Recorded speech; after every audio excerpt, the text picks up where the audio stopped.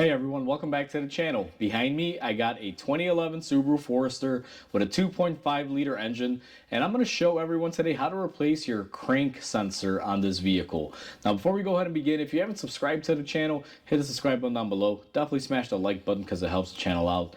And with that said, let's go ahead and get started on today's video.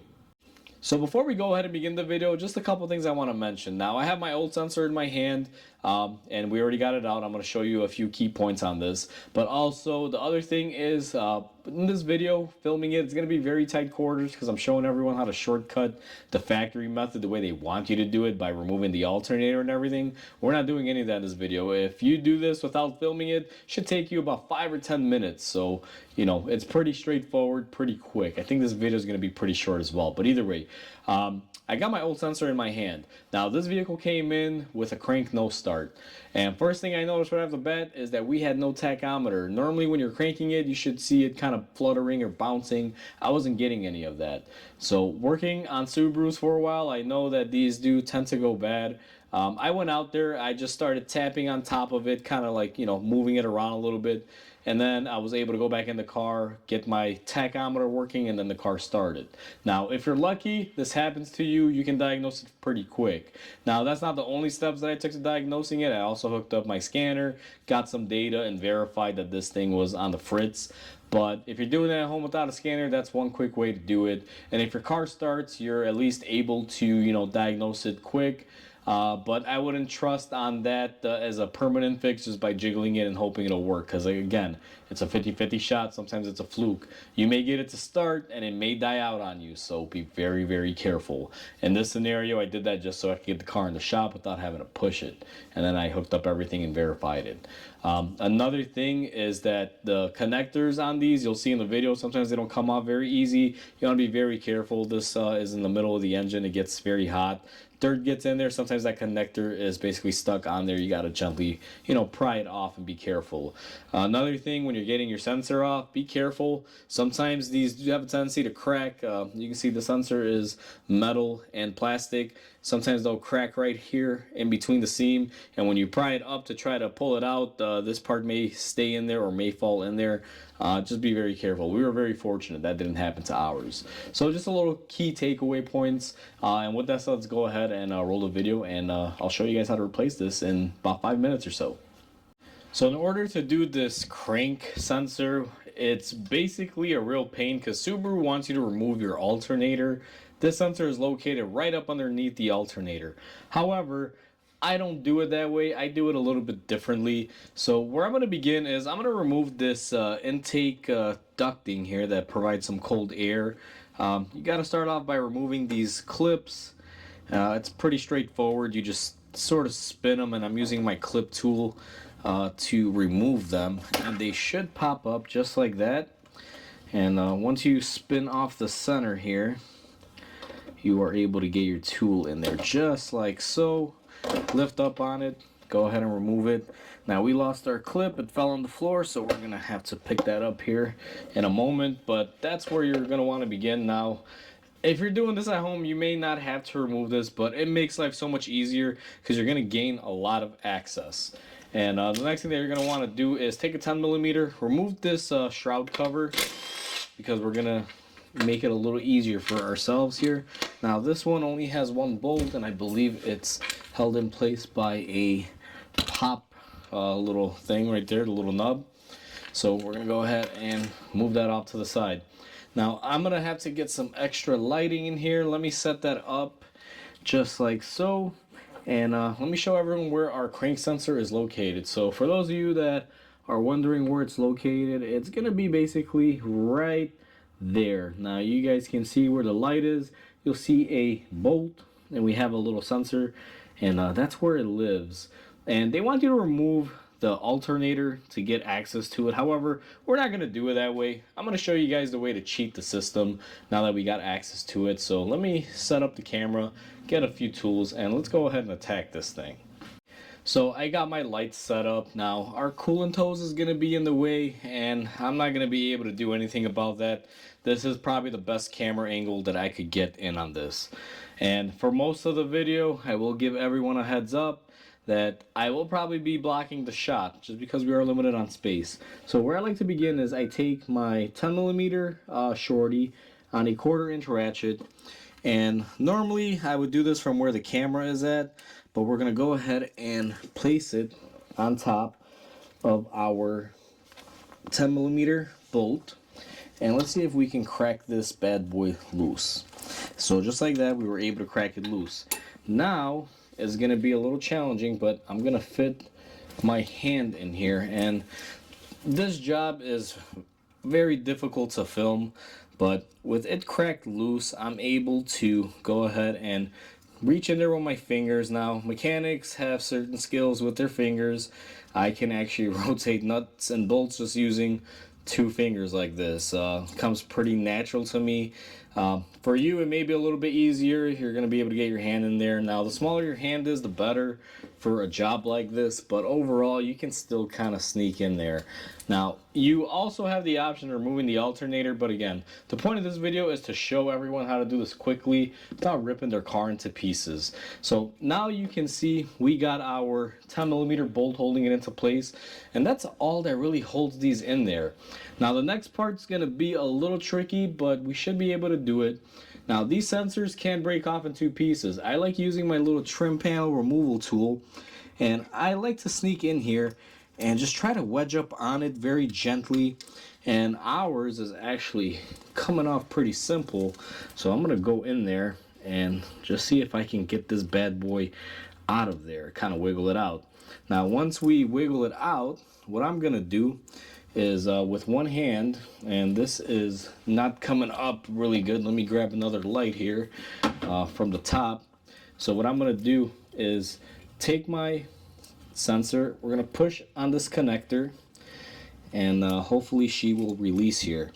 Now, these can be a little, I guess you can say, annoying to say the least. So let me see if I can get my lighting set up here a little bit better. And what I like to do, if the connector doesn't come off, I'm gonna reach in here, hold it, grab a flathead screwdriver, push up on the tab to make sure it's releasing, and see if we can snake it out that way.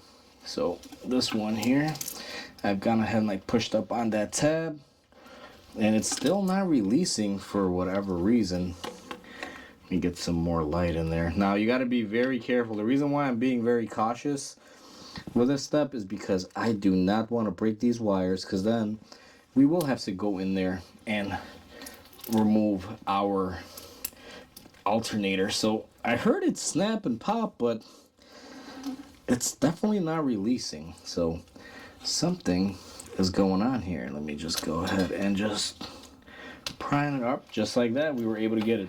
So what happens is it's in a really bad spot. It heats up. That connector kind of, I guess you can say, melts into a certain form on this, and it basically stays stuck.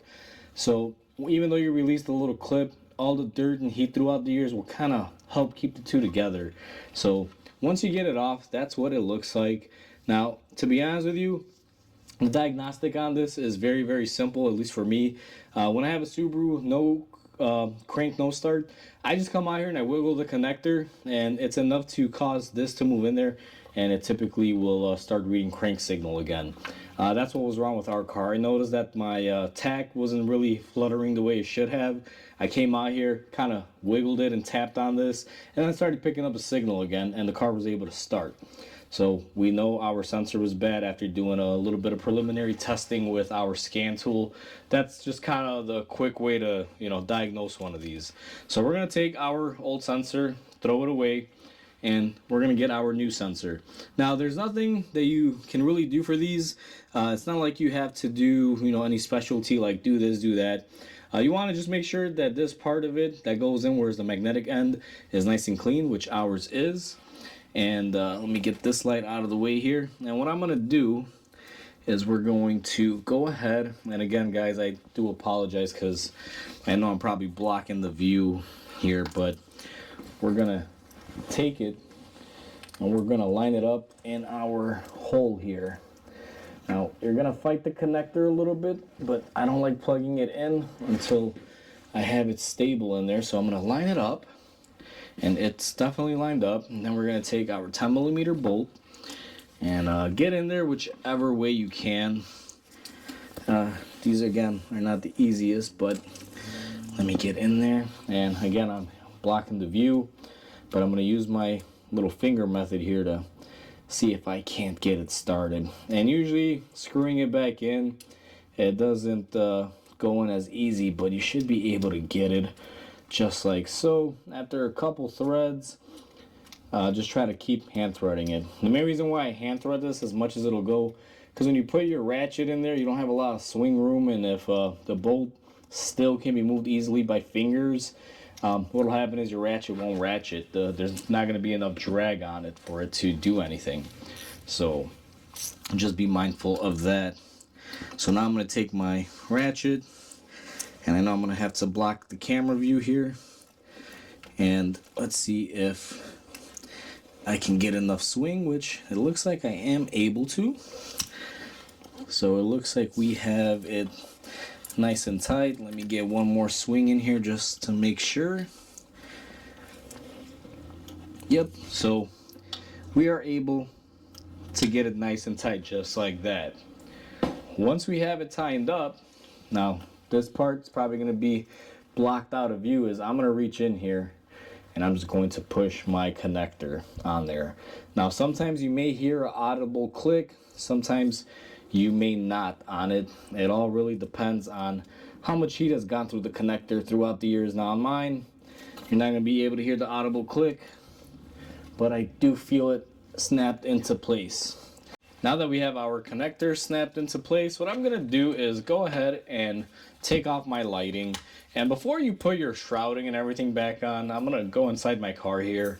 And if your car wasn't starting before it, what you're going to want to do is, just check it. And same thing even if it was, just always check. So just like that, our car is on. It is running. Our tack is working. So we should be good. Now, like I said earlier, mine, what had happened and what typically happens on these, I'll kind of explain it, is that inside here, eventually the plastic and metal crack over time, and it has a bad connection. And if you go in there when it's in the block and you just kind of move it or tap on it, move the connector, sometimes you can reconnect that little part that wherever is broken in there, and it'll cause the car to start up and run for a little bit. It was good enough for me to just bring it into the shop to test it out. That's basically how I diagnosed it. Sometimes you're not that lucky, sometimes it just completely failed, and you'll have to go in there and just replace it. And always check before you put anything else back together. So now that we know our car is working correctly, what I'm going to do is go ahead and take my shroud, and let me see if I can position everyone back this way so you have a good idea of what I'm doing. I'm going to take my shroud, and we're going to take our bolt out of it. We're going to go ahead and push it back into place and put our 10mm bolt back in there. Now, it's just crazy to me how they want you to remove the whole alternator to do this. I mean, this all in all, if I wasn't filming a video, would probably take me about, maybe 5 to 10 minutes to do. So when it comes down to billable hours, if you're working at the dealer and you're doing this, this is one of those cake work jobs. They're easy to do and make a quick hour.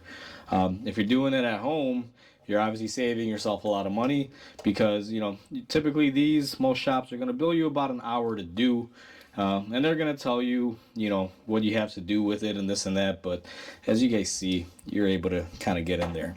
So now I got my air filter shroud in there.